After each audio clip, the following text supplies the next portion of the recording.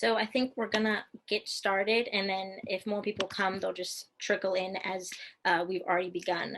So today we have a special guest with us. Brittany Inge is going to be talking to us about the working artist journey. In terms of the Zoom call, we're going to keep everyone muted, even myself, while she talks about her topic. If you have any questions, please feel free to put them in the chat below, and she will gradually get to them at the end or while she's speaking with us. And then also if you would like, you can turn your camera on just so it's more engaged and we can see all your lovely faces. But otherwise, we'll just stay muted, questions in the chat. I'm going to read her bio and then she will take it away.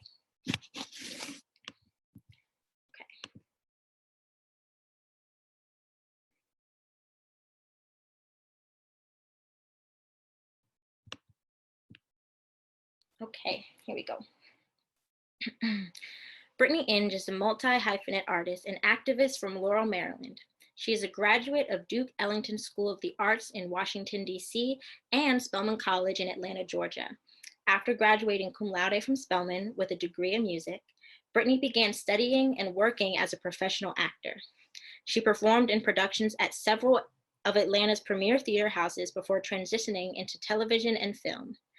Brittany credits theater work as her grad school experience and continues to move proudly between stage and screen projects. Her recent TV film work includes roles in Atlanta, The Passage, Dynasty, The Resident, Survivor's Remorse, Love Is, and the feature film The Hate You Give. Currently, you can find Brittany portraying the role of Crystal Garrett in BET's hit series Boomerang. Brittany resides in New York City, but considers it a goal and a privilege to work all over the world. And with that, I will hand it over to Brittany, and you can begin whenever you're ready. Hi, guys. Good evening. I don't know if everyone's muted, but good evening. So as Shelby said, my name is Brittany, and I am a proud Spelman grad and Glee Club alum, and I'm very happy to be here with you guys today. The working artist journey, there's a lot to that. That can be a very broad topic. And I tend to be the type of speaker, if you will, or imparter of advice who works best with questions. But before we open up the floor to questions, I do have a few things that I would like to share with you all. Some maybe frequently asked questions or inquiries that I get quite a lot.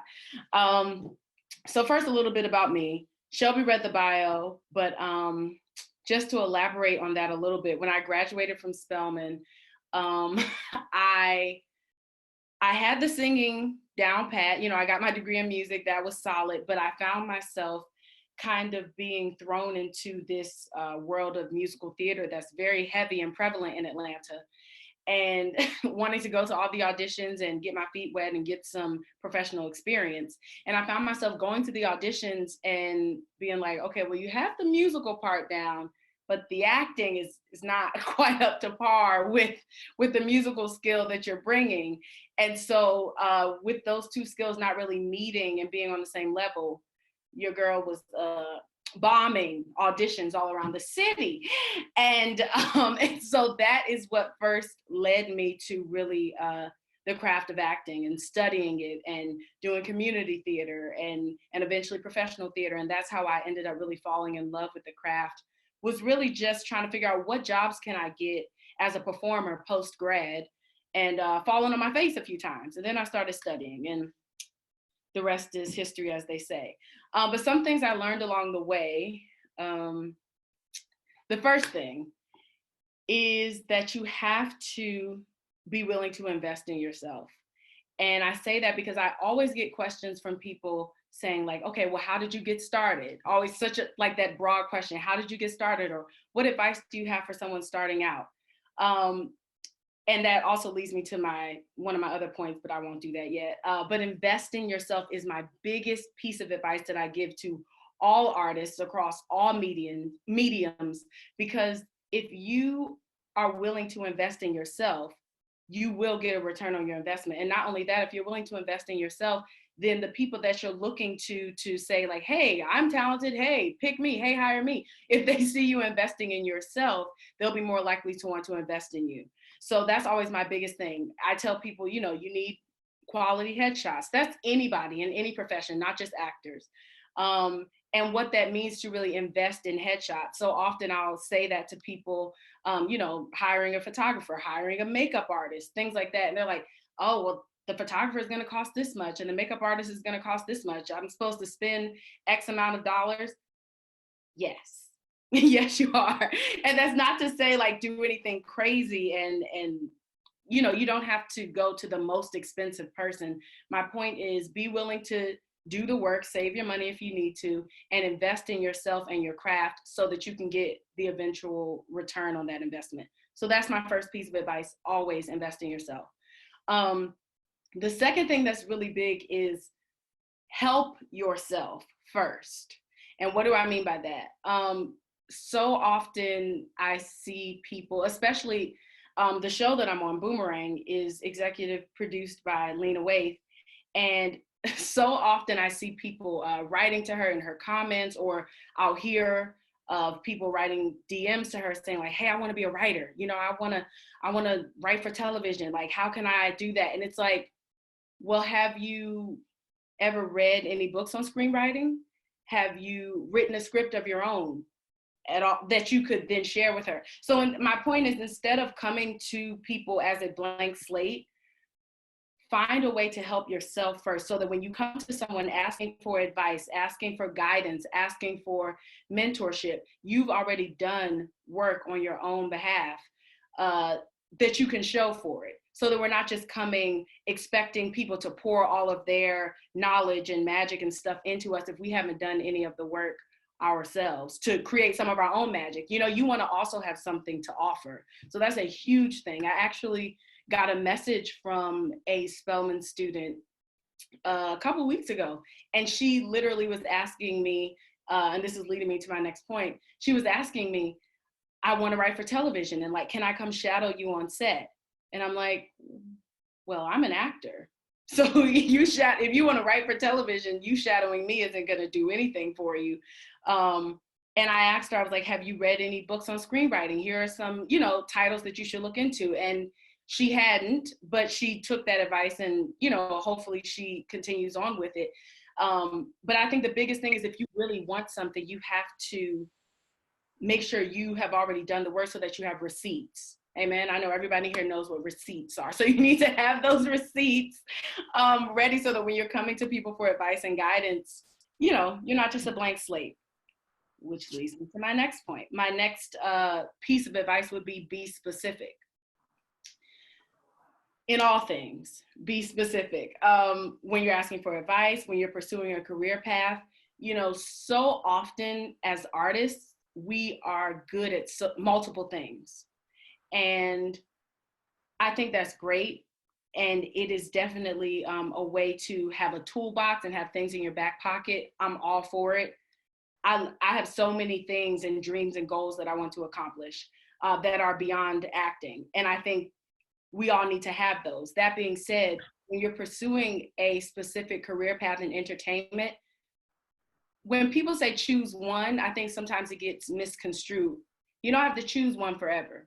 But there's more than one way to skin a cat. And if you're good at multiple things, you should pick a specific path that you love the most to get you working towards the goal of getting your foot in the door, whatever that means. And so that would be my biggest thing. Be specific when you're asking for advice. If you want to, learn about screenwriting, what specific questions do you have? And again, if you've done the work, if you've read the literature, if you've taken screenwriting classes of your own, if you've written your own script, you will automatically have specific questions to bring to the table because you will have already done some work for yourself. That general question of, well, how do I get into the industry, tells me that you haven't done any of the work yourself, none of the research, none of the reading, that type of thing. So be specific in all things.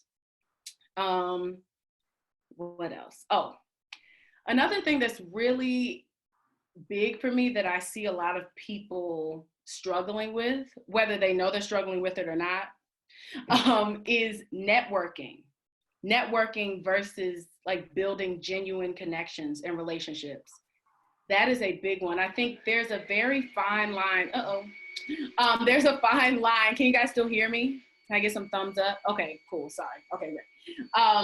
There's a very fine line between, oh man, like networking and being a creep, or networking and being overly pushy. I think some of you know what I mean, and I'll elaborate. And if you have questions, again, we're going to get to questions. But there's a fine line, and I think it's really important that people know how to talk to people, introduce themselves to people, but in a genuine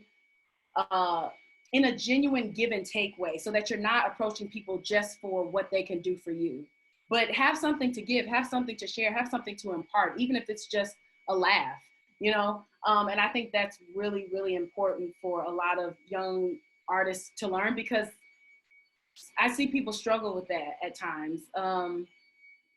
Yeah, I have more to say on that, but we'll come back to that.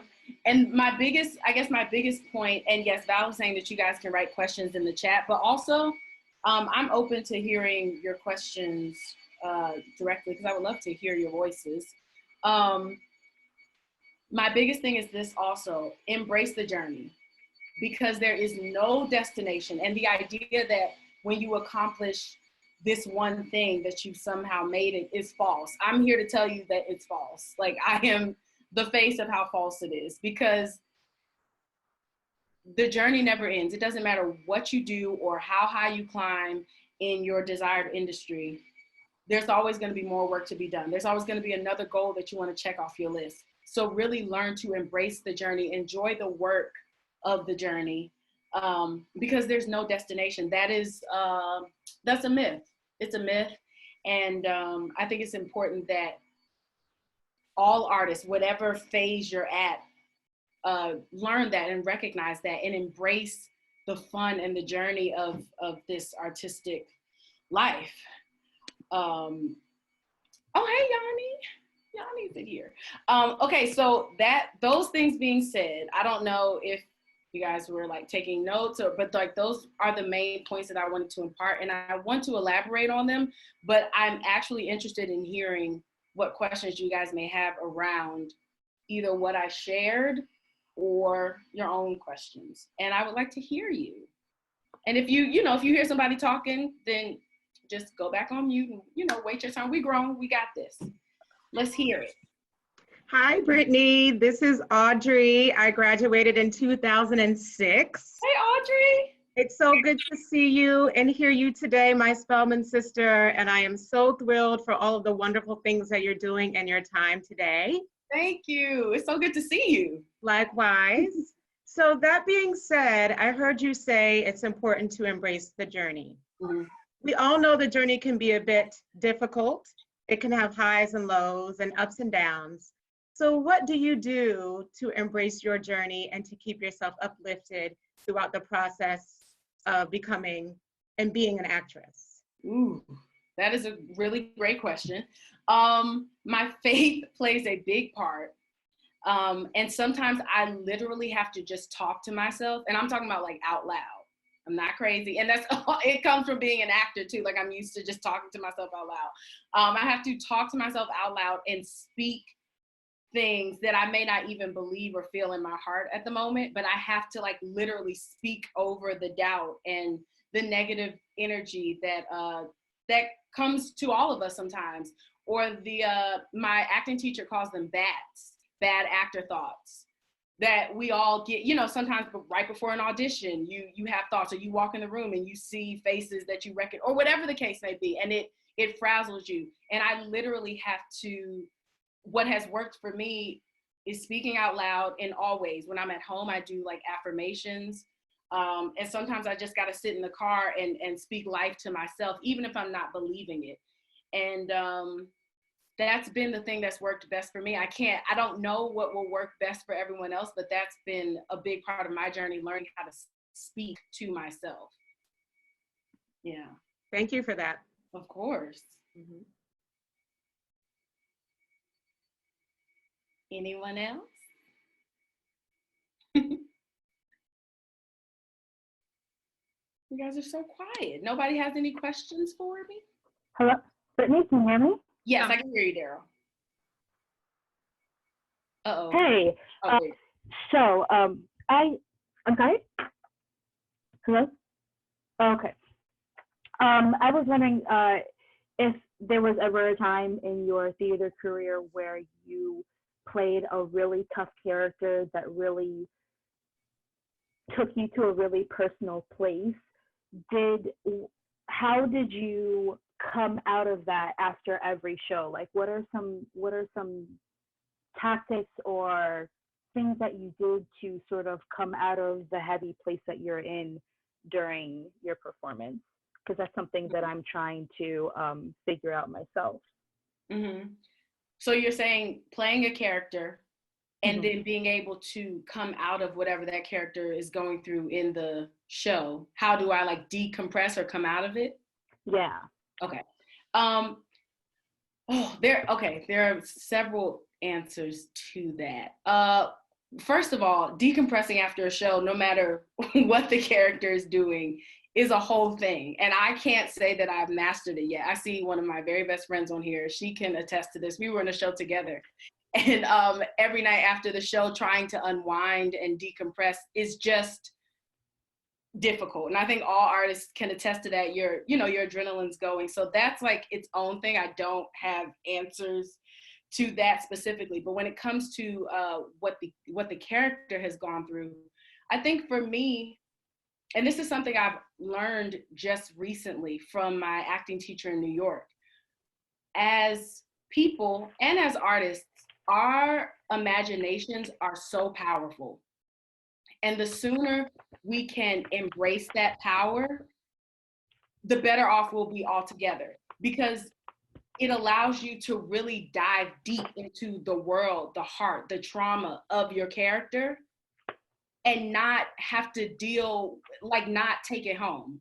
It allows you to not have to deal with your own stuff. I think for so long we've been taught as actors to, bring your pain, bring your trauma, bring your experiences to the forefront, to the character, And I think, yes, your lived experiences can help you portray a role, for sure. But your lived experiences as Daryl are limited.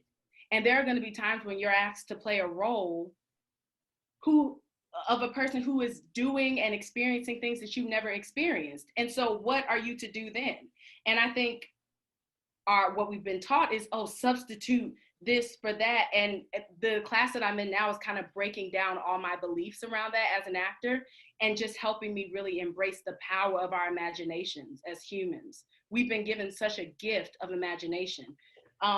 And if you can allow yourself to just imagine and believe that you are that person for that time, living that experience, and there are ways to make it real. And we can talk about this more offline because it gets deeper into literal techniques, acting techniques. But I think our imaginations are so powerful, and they allow. And that was going to be my next question. Yeah, they allow us to tap in and dive in, and without having to wear the trauma ourselves. And that's been a lesson that I've learned and that I'm still learning and embracing. And it's helping me so much, and it's making my instrument so much stronger. So just the power of our minds and imagination, that's the biggest thing that I would say helps me. Cool. Thanks, sis. Mm-hmm. Hey, Brittany. Yes. Hi, my name is Ariel Alvarado. I'm a junior music major at Spelman. I'm one of student conductors and a co-librarian for the Glee Club. Hey. And I wanted to ask, you spoke earlier about, making sure that you do your homework and that you're prepared to go after these things that, you're trying to get connections to. But I know for me personally, I'm a planner and I over-prepare. Mm-hmm. So how do you go about making sure that you're prepared, but then stepping out on that leap of faith and knowing that you're going to do whatever you're going to do and it's going to be good? How do you come to that place? What does that look like for you? When you say you over prepare, you over plan, you mean for opportunities or for? Yeah, for opportunities and just like I want to go into choral conducting, and right now like I'm in conducting classes over at Morehouse. I've taken conducting at Spelman. I'm student conductor for the Glee Club and for a few other organizations, and I have so many different materials and articles, and sometimes it's a little overwhelming how much information I'm trying to intake so that I can be the best person that I can be. So where do you think it is helpful to find that balance between, yeah, make sure that you know what you're doing, but okay, now you know what you're doing, so now go do what you know. Got it. You know what? Some of that is like personal work, like doing the work to really trust yourself, because all of the artistic work is there based on what you're saying, you know? So that what comes into play there is like, how am I developing myself personally? Do I believe in myself? Do I, if, you know, whatever your faith is, like, do I believe that God has called me to do this? And it comes like in asking those like personal questions and personal development questions that will get you to finding that balance. Because I think the work that you're doing, it's funny because I can be that way too. I'm like gonna do all the things. You know, I'm on a TV show right now. I'm in acting class twice a week, today virtually. I'm in class Monday and Wednesday, like eating it up, you know. And it's important that I do that because, first of all, girl, just because you're on a TV show, it means nothing. So yes, please do stay in class. But it's also like, at what point do you trust yourself? Like, you're not in class like worried about like missing something, and just taking in the information, taking the meat and leaving the bones, and trusting your instrument and your process. And I think that just comes from, again, talking to yourself. I'm an advocate for talking to yourself, if you can't tell, and asking yourself those questions like around your personal development and how you feel about yourself as a person and as an artist. But the artist work is there, so I don't really have a comment for that. But I think you have to just ask yourself some personal questions to find the balance. Thank you. That makes sense. Okay, we have a question from the chat from Adlisa Edwards. She asks, what are some words of encouragement that you would have for current Glee members who are anxious about life after Spelman? I love this question. Child, okay. We all, boy, again, I see you laughing at me. We all were anxious about life after Spelman. Amen. And oh gosh, if I could speak to my 22-year-old self leaving Spelman College, I would just be like, girl, breathe. Okay, that's the first thing. Take a breath, because you're not in control of any of it anyway. So you might as well just breathe and just keep putting one foot in front of the other. If you know what it is that you want to do when you graduate, which I wasn't completely clear, but if you know what you want to do when you graduate, then great, map out a plan and start putting one foot in front of the other. Be open to that plan changing though, but make the plan. My mom always taught me, if you fail to plan, then you plan to fail. Make the plan, but that does not mean that the plan is going to be exactly as you planned it. Why? Because you're not God. So be open to it changing and just move forward. That would be my first piece of advice. If you don't exactly know what you want to do after college, that's okay too. Take a breath. Take some classes, any type of class, an acting class, a painting class, a CPR class. Take anything. Take courses. Try new things. Try things until you find something that, you know, kind of makes your heart skip a beat. And in the meantime, while you're doing that, make your money, because we have to survive. That's the other thing. I am a big advocate for survival jobs. I did quit my day job once acting got to a point where, not where I was like so successful and so popping. I quit because the acting work overwhelmed my survival job. It became too much of a conflict and I had to leave. And I was very grateful for that. And then I stepped out on faith. But I'm an advocate for survival jobs because I don't believe that having a survival job makes you less of an artist or means that you're not on the right path. So do what you need to do to make your money. And I'm saying artist because we're in here talking about the artist journey. If everyone in here is not an artist, I totally get it and respect it. But do what you need to do to make your money, and then continue to just enjoy the ebb and flow of life and seek, be a seeker, search, and let God speak to you about what your next step should be. Take a breath. That is the biggest thing. Do not be anxious because it does nothing but make us crazy. And we all have anxiety, especially in this crazy time. Lord knows I do, but take a breath. That's what I would say. I see another written question. Yes, we have another one in the chat from Amani Diggs. She says, what are some tools that you use that allow you to keep social media as a marketing tool and not allow it to become a comparison game / self-esteem destroyer? I love this question, Imani T. Diggs. I love this question. Okay. Whew. Okay. One, and this is actually not applying right now because we're in quarantine and we're bored at times, but usually I try not to stay on it a lot. That works and it doesn't work. So because of that, because I'm a millennial and it's in my blood and we're on our phones, like that's just life. Because I'm not always so good at staying completely away from it, I follow pages and people that inspire me, that make me feel good. I don't follow someone just because I know them, just because they're my friend or my family member. I have to curate because we're on social media so much. I really am specific about curating who I follow. And I follow pages that make me feel good, that inspire me, that encourage me, and that don't draw me into the mindset of comparing or destroying my self-esteem. So that's the first thing. Curate your followers because you can follow whoever you want. So make it fun for you. Make it inspiring for you, whatever it needs to be, healing, whatever. Social media can be whatever you need it to be. And I guess the other part is I really do look at it as work. And that helps me. Like you said, how do you keep social media as a marketing tool?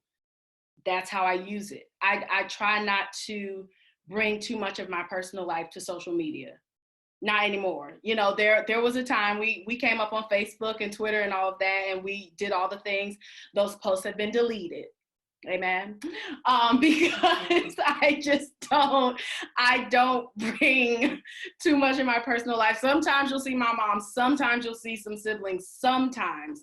But I try not to bring, come on. 1 second, y'all. Okay. See, personal life. I try not to bring too much of my personal life, amen, to the interwebs, even on Zoom. And so that is a big thing for me, just separating. It's work. I use it to promote my work, to share my work, and to support my peers. And I hope that answered the question. I really do.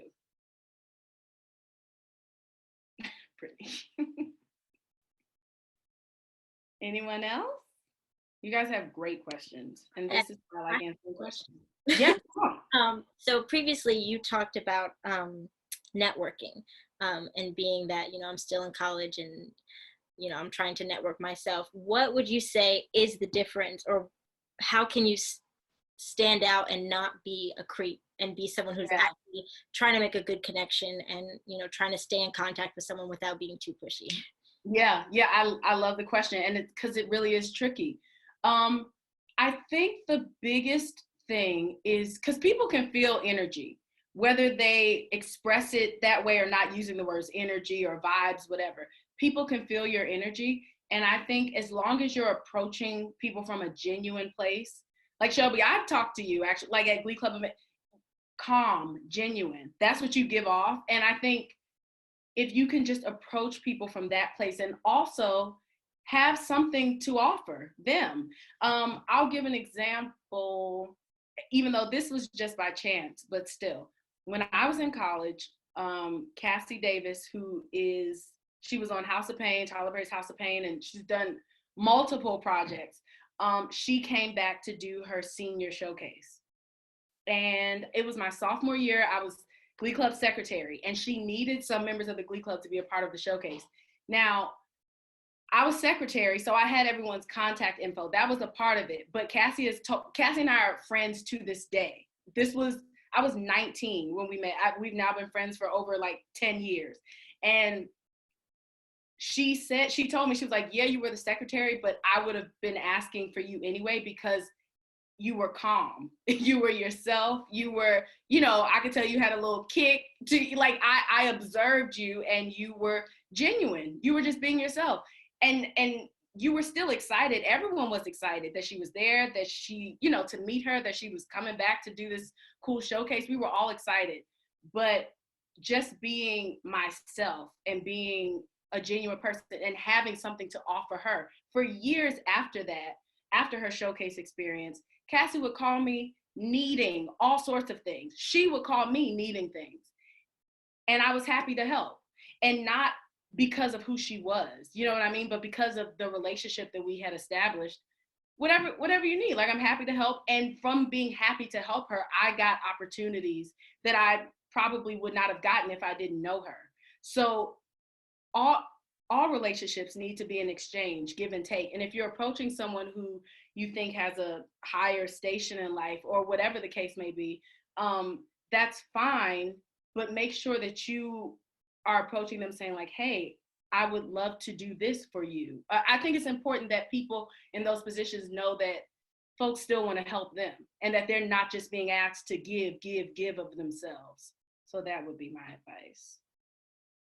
Thank you. Mm-hmm. I have a question. Yeah. Oh, wow. So my question for you is, in your journey, once you started getting more established and becoming more professional and it being something that was a professional endeavor, at what point did you start seeking representation? What was that path like?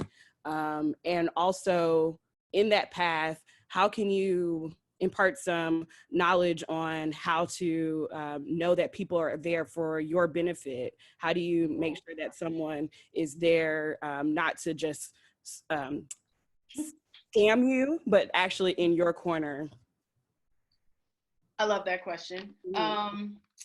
Well, first, okay, so once I started doing professional theater around Atlanta and had invested in some quality headshots and also had done some independent projects just with friends and, creating short films, whatever the case may be, I was able to put together a reel, not of any network credits or anything like that, just a reel of me doing the work of acting. It was all independent, all short films, some things that I had even done myself. And I was able to put that together. And with having the professional headshots, a resume that had tons of theater on it, and pretty much that's it, and having the reel, I began to shop to agencies in the Southeast region. Southeast region agents include agents in Atlanta, Florida, New Orleans, and the Carolinas. I think and maybe some of Virginia. So that's the Southeast region. And so I started shopping around and I signed with an agent in Atlanta. And that is literally how I got my agent, through having quality headshots, a professional looking resume, and a reel of independent footage. So I always tell people that you don't have to have been on TV for, such and such years to get an agent. You also can get work without an agent, especially if you work in Atlanta or in Georgia, because it's a right to work state. But if you eventually want to do this as a full-time career, you do want to join the union. That's another conversation, but I'm just throwing that out there. So that's how I got an agent, period, point blank. Now, when I signed with that agent, I knew in my heart that I had bigger dreams, but I also knew I was not delusional. And I think that's important for people to hear. You can have big dreams and want to do all the things, but you do, there is a journey and a step-by-step process and a building up to things. I was happy to sign with him. He saw me as certain types and started submitting me for things. And that was all nice and dandy. I was signed with him for, I think for the first 2 years of being signed with him, I booked one non-union commercial, which was very frustrating and discouraging. The third year, I booked my first TV role and I became SAG eligible. And that third year, I was just working left and right in TV and theater. And what started to happen is I started to realize shortly after that year of like lots of booking, going into the following year, I started to realize, okay, Atlanta is a great market to start in.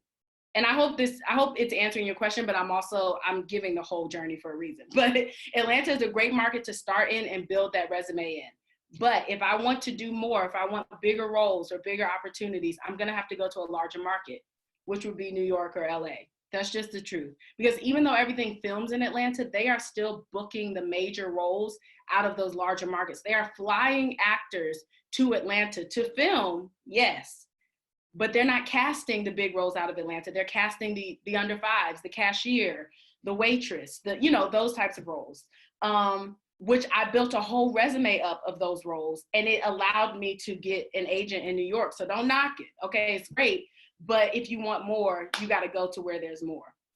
I share all of that to say, it got to a point where my agent, and I knew this when I first signed with him, but again, I was comfortable with the building process. I did not know that as I grew, his vision of me would not grow. I wasn't aware of that because I knew who I was when I signed with him, and I knew what my goals were when I signed with him. And I thought he did too, but as I grew, he still was seeing me through like this one lens. And that's when I knew I had to go. So I think it's important. It's okay to partner up with someone, have someone on your team, agent, manager, whatever, to get you started. It's better to have someone who has the same vision as you. But if you can't get that, there's nothing wrong with teaming up with someone in the beginning stages of your career and doing what you need to do and building your resume. And when it's time for you to grow, if they can't see the vision, you got to jump ship. And that's okay. You have to be okay with that. Like, it's business at the end of the day. And I think the ways that I had this conversation with a younger Spelman sister last week. The ways that is when you meet with an agent, make sure you are clear on your vision. Make sure you are clear on how you see yourself. Make sure you're clear on the types of projects that you can see yourself in, the types of roles that you can see yourself in. You have to come to the meeting very specific, because that will tell them what they need to know about you, but it will also tell you what you need to know about them, because you need to watch their reaction and their response to how you talk about yourself and what you believe about yourself. Now, again, don't come in there delusional. What do I mean by that? In my meeting with my first agent ever, when I had no credits, I did not come in there saying like, yeah, I think that I'm a leading lady and I'm this and I'm that. I may have believed that in my heart, but that's not what this meeting is about. I need you to know that I see myself. I know I could play a young mom. I know I can play, someone's sister. I could play someone's young wife. Types. That's what they want to hear, types. When I went into my meeting with my New York agents, I had credits now. This was before Boomerang though. I had credits and I had, some things under my belt, theater, all the stuff. So when I went in there, I told them, listen, I've been booking these roles in Atlanta, and I know that I'm capable of more. That's why I keep working in Atlanta. But that's all Atlanta has to offer. And I'm here to do bigger things. I'm about the show and the business. And I want my career to go to the umpteenth level. That's how I was talking to them. And they were with it because they saw what I saw, and I had the credits to back it up. So just make sure that you know how to talk about yourself at each level, but believe all the stuff in your heart from day one. I'm all for that. Did that answer your question? Okay, just checking. Thank you. Mm-hmm.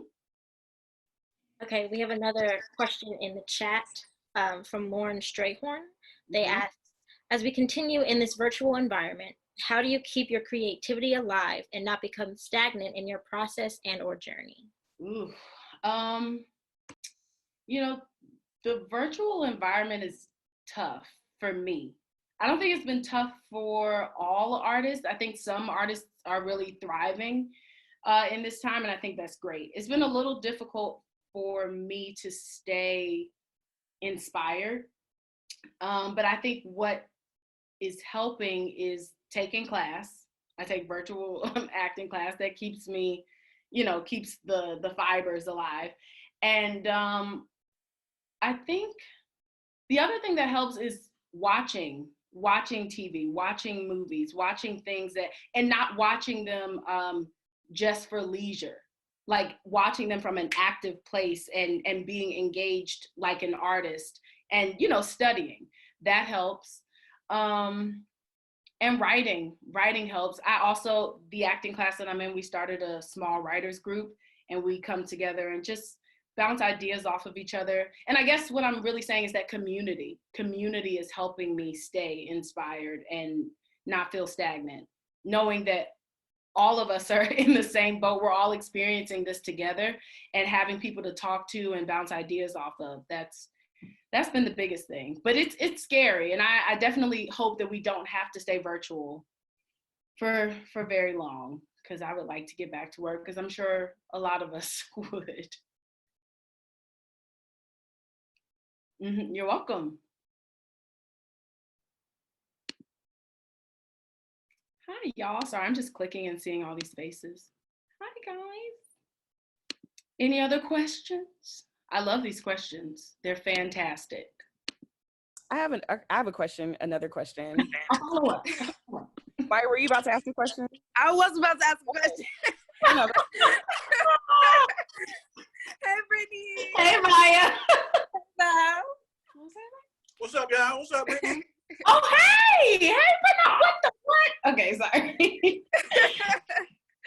Okay.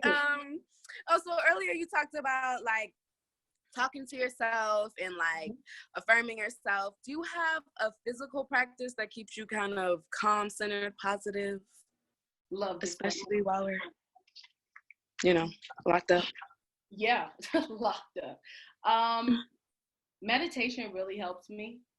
I don't always take the time to get still like I need to, but that really helps me. Meditating, stopping to just breathe and remember that like I'm a living being. I'm in tune with the earth. That helps. And also working out helps. I do not enjoy working out at all.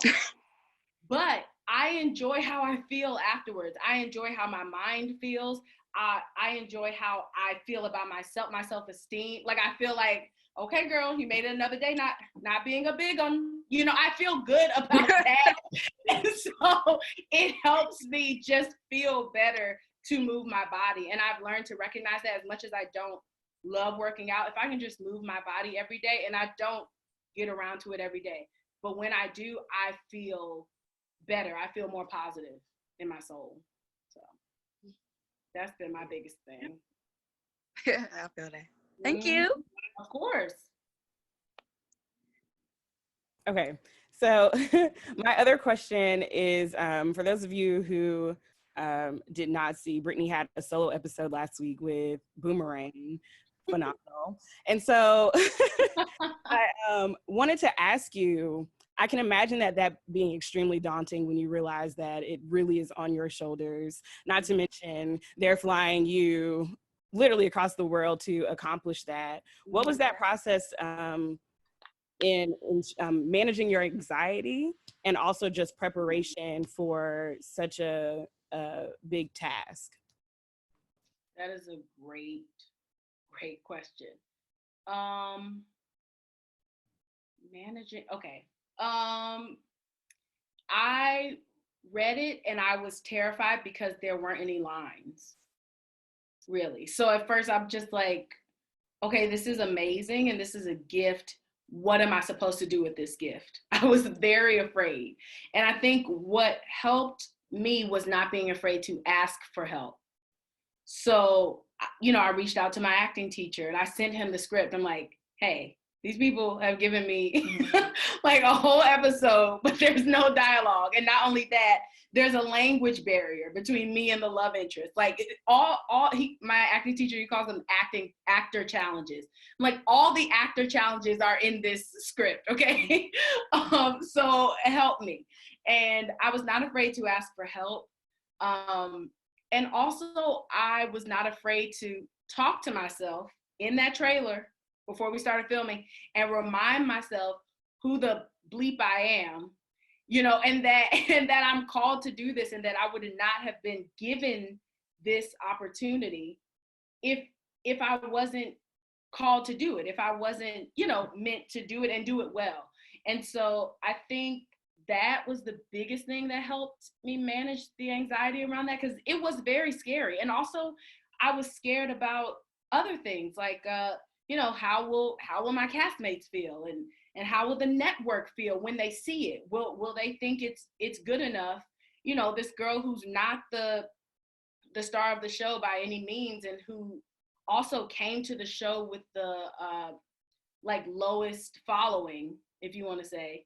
And so I'm like, will they think it's interesting enough to span a whole episode? What if they make them change it? You know, all of those thoughts came to me, and all of those fears and doubts came to me, but I had to talk to myself. I'm telling you, I talk to myself. Like, you know, that's like, I talk to God out loud, or I talk to God in public. I speak to God in public, like absolute God and myself, in myself. Get in. Thank you. Hey, Brittany. My name is Victoria Appending. I'm class of 2014 from Spelman. So, hey. Hey. But what I will say about that episode, and I'm so happy you brought that up, Val, because listen, that was literally one of my favorite episodes, hands down. Like, it made me want to actually be back outside and travel and find like my love and, you know, all of that good stuff. So it was definitely a great episode. I think you did what you needed to do to tap in, and it was great. So all of those anxieties and things that you had, it's always great to see somebody speak about it on the back end, because the result was perfect. Thank you. Thank you so much. I appreciate that, Victoria. For sure. Thanks, y'all. Any other questions? Trying to think what else I wanted to say, if you guys don't have any questions. I have one more question, Brittany. Oh, perfect. Yes, let's do it. All right. I wanted to ask you a little bit on technique. Have you taken instruction in more than one technique? And if so, is there one that you prefer? Or if you've only one, like, what do you like most about it? Mm-hmm. It's so funny because the class that I'm in right now, like I said, has stripped away so many of the things that I believed about the training that I've had in the past. And I believe in all of it, and I have trained in multiple techniques, but it's so funny because I don't think there's one way to skin a cat. And that's obvious, because if that were so, there wouldn't be so many techniques out in the world and at our fingertips. And the class that I'm in now, my teacher, he says it literally all the time. No recipes, whatever works. Meaning, study all the things, take in all the information that you want to take in, that you need to take in. But at the end of the day, when it comes down to the work, do not have a recipe in your mind for how to get to the result of an emotion or you know, a scene. There is no recipe to getting to that result. You have to do whatever is going to work for you, for that scene, for that partner, for that scene partner in that moment, if that makes sense. And I think hearing that allows me to take the restrictions off of myself to say, like, you know, well, Meisner really helps me in this way. And, you know, like, I don't have to just stick to one way of doing things or approaching the craft, because there are no recipes to it. There is technique. That's not to take away from the technique of acting, but there is technique, but that does not mean that there has to be a recipe to every single scene or script that I receive, if that makes sense. Right. And again, we can talk more about it offline, but yeah, that's been a big lesson for me, stripping away those restrictions, or the idea that this one approach, though I love it, is the only way that I can go about getting the result that I need. That's not true, you know? Okay, so we have another question in the chat from Rachel Hawkins. Mm-hmm. They asked, how do you approach the topic of aging as an artist and an actor? I love this question. I love this question. Okay, I am not like a age hiding person. I've just never been that way. And I think part of it is because we're like millennials and we grew up on the internet. So like our birthdays are everywhere and like it's just like nothing. I think that's part of it. But also, I don't know, I've just never understood it. I've never understood like holding on to like shame or embarrassment or like secrecy when it comes to your age. And I think specifically as an actor, why like I just feel like you need everyone to tell stories. You need people that look all different ways. You need people of all different ages, nationalities, abilities. You need everybody to tell a story. And so the idea that someone's getting older and they can't, that's false. Now you may not be, you know, Loretta Devine was in Dreamgirls in the 80s, okay? She was sickening, she looked fabulous. Now, that's great, she's still a beautiful woman. She's older now. She may not be asked to be the love interest in a rom-com because she's in her 60s. She might play the main character's mother. That's okay, she's still working. She's still a storyteller. She's still doing the work of an actor. And I think as we change and grow and our instruments change and grow, we have to be open to that. So I'm like, I don't know, I guess my approach is no shame. That's my approach. I don't want to play nobody's mama yet, but when that time comes, I want to be excellent at it. So it's all good. It's all good. You're welcome, Rachel. Anyone else? I see we still have a few minutes. I want to thank all of you guys for tuning in. I see so many sisters who I know. Y'all being quiet, but I want to thank y'all for being here. Thank you. Hey, Yanni. Oh, wait.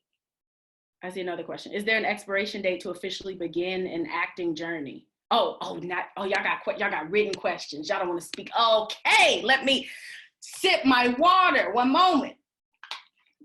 Okay. Val is sick of me. She like wants me off of this. I'm gonna be myself. I don't know what to tell you. Okay, sorry.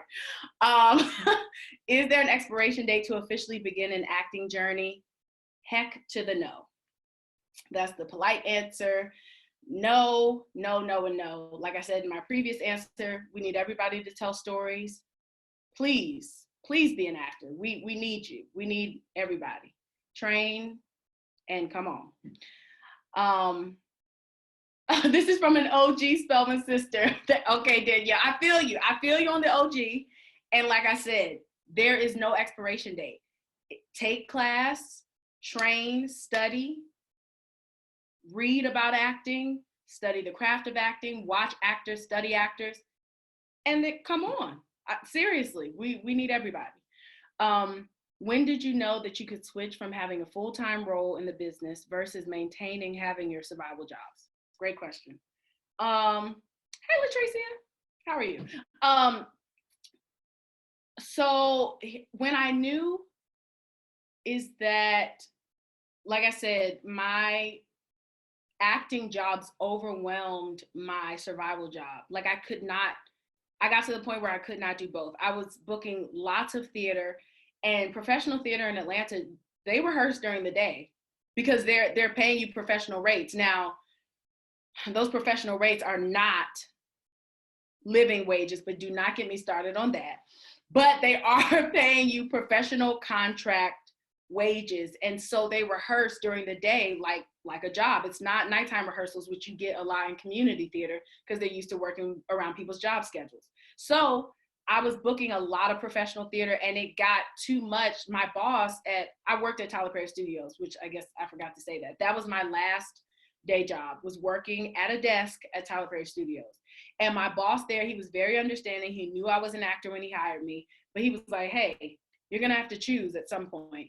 And I told him, I was like, yes, but please don't make me choose any sooner than I need to so I can keep this healthcare, okay? And this bi-weekly check, amen?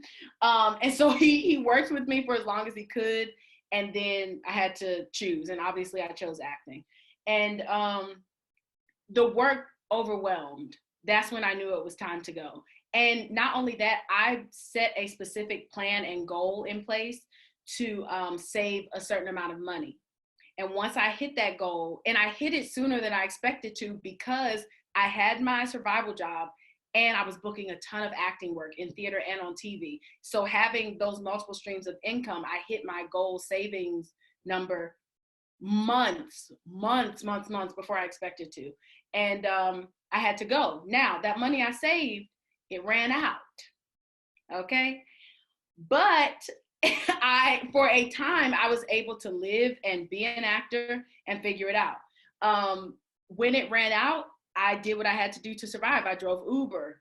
I picked up odd jobs. I taught Zumba at times. I just, bounced around and figured it out until I had enough money to then move to New York. And eventually I ended up booking Boomerang. So it was all a faith walk, to answer that. It's just a faith walk.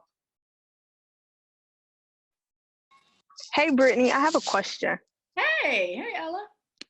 And I'm sorry, I came in just a tad bit late, so maybe you covered it, but you were just talking about Loretta Devine. I love Loretta Devine, but sometimes what I see happen, especially with Black actors and actresses, is like they fall into, like you said, that typecast. Like everyone knows that Loretta Devine is like auntie. When you see her in a role, she is gonna be auntie and she's gonna play it. So like, is that something that's talked about in the industry? How do you keep your range so that you don't fall into being somebody's mom in all your films or somebody's auntie? I think, speaking about Loretta specifically, Loretta has the range. I think it's a matter of the jobs that she chooses to accept or not. Gotcha. Okay. That she is an actor, she's smart, and she's, making her money and having the career and the working schedule that she desires to have, and I'm all for that. But the range is, she can do far more than play someone's auntie or mama or grandmama. And we've seen examples of that, even like as recently as a few years ago, she played her character on Being Mary Jane that was just unlike anything she'd ever done, and she was phenomenal. So the range is there. I don't think it's so much about the range or actors' abilities, but I think sometimes as audience members, we can take it that way. We can say, oh, well, she's always doing the same thing. Like that must be all she can do. Sometimes that's true, no shade. But that's right. the case, because sometimes it's just about the opportunities that are presented and or the opportunities you're willing to accept. Me personally, I think it's important to curate the career that you want. And if you want to be seen as a character actor or do things that are very different, you have to be willing to say no to some things. I know, just to give a personal example, I'm not afraid to say no. It's scary, but I am very specific. Back to the word specific. I'm very specific about the type of career that I want and the types of roles that I want to portray over a span of time. And so I had something that came up after season 1 of Boomerang. I was offered a role, not an audition. I was offered flat out, didn't have to audition for it. They wanted me, which sounds nice. And it's like, oh, okay, thank you. I read the script. It was terrible. And the character was not a stretch. She was very much in the vein of Crystal on Boomerang. And I'm not interested in doing that again. Like whatever I do after Boomerang, I want to be very specific about curating what that is. And so I don't have a problem saying no. It's scary to say no. Could I have used that money? Yes.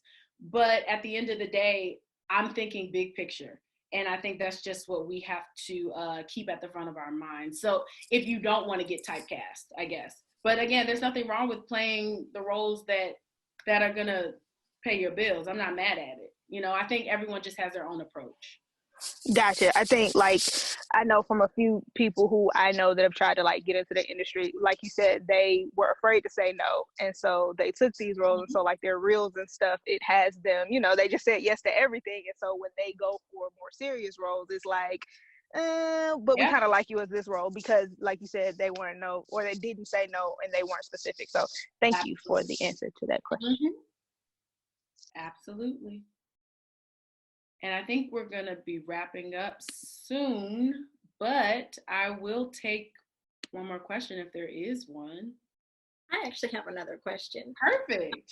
Kind of on the vein of something you just mentioned in your last question, in regards to the future. Do you have any future plans for after Boomerang or during Boomerang? And kind of with what you said, finding those new characters and different veins to explore aside from who you're playing currently.